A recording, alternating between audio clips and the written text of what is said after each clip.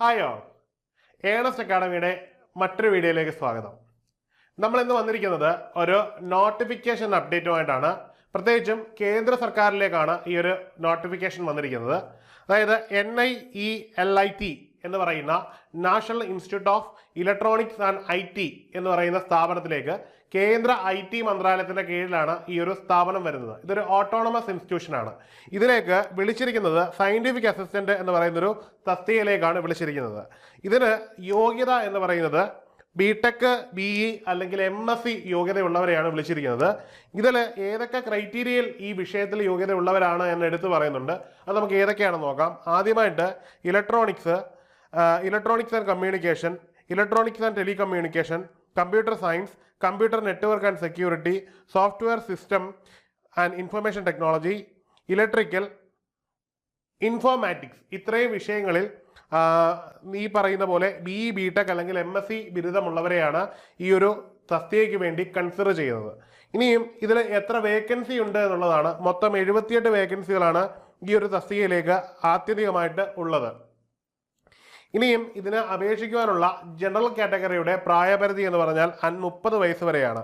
Maximum age 30 വയസ്സ് വരെ ആയിരിക്കും. ഇനി ഇതിൻ്റെ റിക്രൂട്ട്മെന്റ് പ്രോസസ് പറഞ്ഞാൽ ഡയറക്റ്റായിട്ട് ടെസ്റ്റ് നടത്തി തന്നെയാണ് ഇവിടെ റിക്രൂട്ട് ചെയ്യുന്നതെന്ന് പറയുന്നുണ്ട്. ആ ടെസ്റ്റ് ഒബ്ജക്റ്റീവ് ടൈപ്പ് ക്വസ്റ്റ്യൻ ആണ് എന്നും ഇതിൽ പറയുന്നതായിട്ട് നമുക്ക് കാണാൻ പറ്റും. ഇനിയും ഇതിന് അപേക്ഷിക്കാനുള്ള ഡേറ്റ് വളരെ ക്രൂഷ്യലാണ്. ഇതിന് അവസാന ഡേറ്റ് എന്ന് പറയുന്നത്, ഇത് അപേക്ഷിക്കാനുള്ള അവസാന ഡേറ്റ് എന്ന് പറഞ്ഞാൽ 18/3/2025 വരെയാണ് ഇതിന് അപേക്ഷിക്കാനുള്ള അവസാന തീയതി.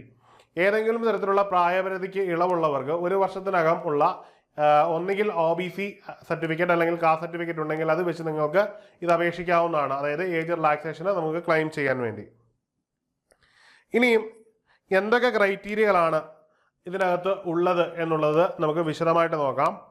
എങ്ങനെയാണ് ഇതിൻ്റെ എക്സാമിനേഷൻ പാറ്റേൺ എന്നുള്ളതാണ്. ആദ്യമായിട്ട് സ്കീം ഓഫ് റൈറ്റിംഗ് എക്സാമിനേഷൻ ആണ് നമ്മൾ നോക്കുന്നത്. ഇതിൽ ആദ്യമായിട്ട് റിട്ടൺ എക്സാമിനേഷൻ എന്ന് പറഞ്ഞാൽ ഒബ്ജക്റ്റീവ് OMR ടൈപ്പ് ആയിരിക്കും.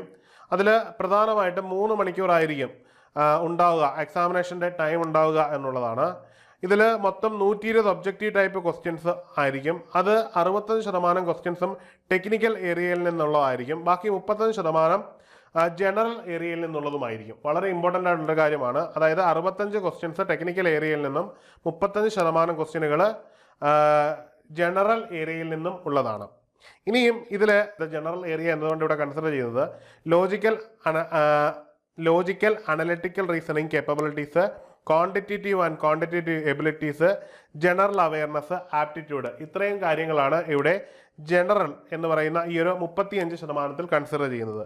ഇനിയും stream wise syllabus for written examination for post scientific assistance available. അതായത് നിങ്ങൾ കൺസിഡർ ചെയ്യുമ്പോൾ നിങ്ങൾ ഓരോ വ്യത്യസ്തങ്ങളായുള്ള സ്ട്രീമിലേക്കാണ് ഇത് വിളിച്ചിരിക്കുന്നത് എന്നതുകൊണ്ട് തന്നെ നിങ്ങൾ അപേക്ഷിക്കുമ്പോൾ പറയുന്ന ആ ഒരു ഡീറ്റെയിൽഡ് സിലബസ്, അതായത് നിങ്ങളുടെ 65% ഡീറ്റെയിൽഡ് സിലബസ് കിട്ടുന്നതിന് വേണ്ടി നിങ്ങൾ ഈ ഒരു വെബ്സൈറ്റിൽ നിങ്ങൾക്ക് കയറിയാൽ കൃത്യമായിട്ട് അവൈലബിൾ ആയിരിക്കും. അതായത് recruitment.delhi.nielt.gov.in എന്ന് പറയുന്ന സൈറ്റിൽ കയറിയാൽ നിങ്ങൾക്ക് ഇതിൻ്റെ വിശദ വിവരങ്ങൾ ലഭിക്കുന്നതായിരിക്കും. ഇനിയും സെലക്ഷൻ പ്രോസസ് എങ്ങനെയാണെന്നുള്ളതാണ്. ഓൾറെഡി റിട്ടേൺ എക്സാമിനേഷൻ ഉണ്ടായിരിക്കും.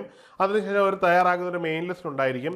അതിനുശേഷം നിങ്ങളുടെ ഡീറ്റെയിൽസ് വെരിഫൈ ചെയ്തിട്ടായിരിക്കും റിക്രൂട്ട്മെന്റ്. ആസ് യൂഷ്വൽ ഉള്ളതുപോലെ തന്നെ ഇത് റിക്രൂട്ട്മെന്റ് പ്രോസസ് നടക്കുന്നു. ഇനി എങ്ങനെയാണ് അപ്ലൈ ചെയ്യേണ്ടത് എന്നുള്ളതാണ്.